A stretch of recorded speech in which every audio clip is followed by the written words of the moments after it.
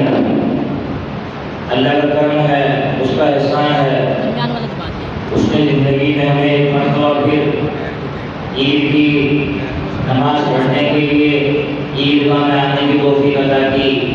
یہ اللہ کا بڑا انعام ہے، فقط ان لوگوں کے لیے ہے جن کو اللہ نے زندگی دی ہے، اور جن لوگوں کی زندگی اس دنیا سے ختم ہو گئی ہے امید ہے وہ جنت کے اندر رہیں گے، ان کی روحیں جنت میں، جنت کی باغوں میں بسیر کر رہی ہوں گی۔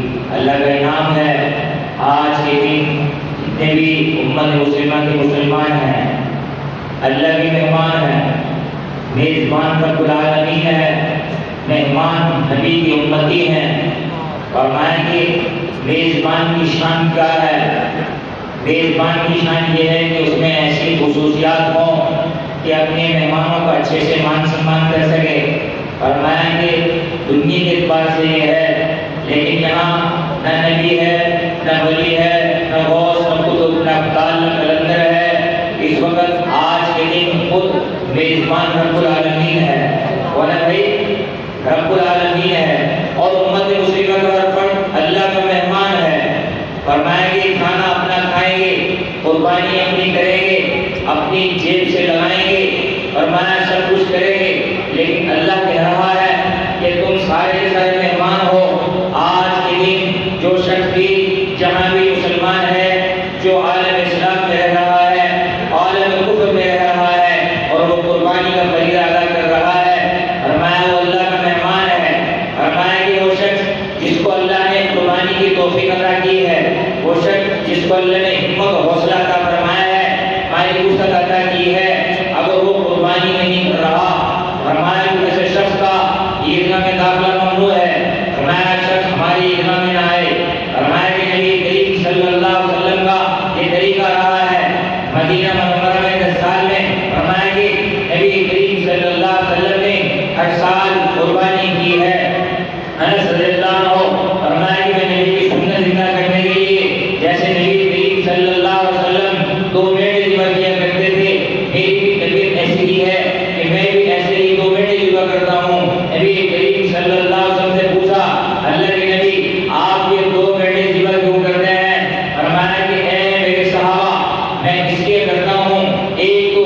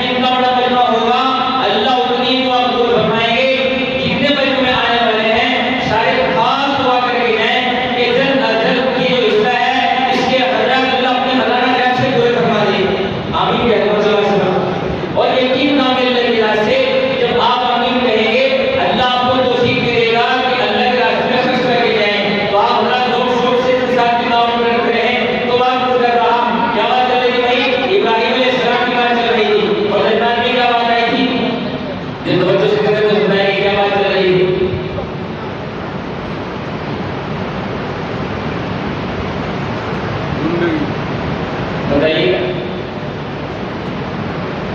ہم سارے ساتھی سن تو رہے ہیں لیکن بے توجہی سے سن رہے ہیں.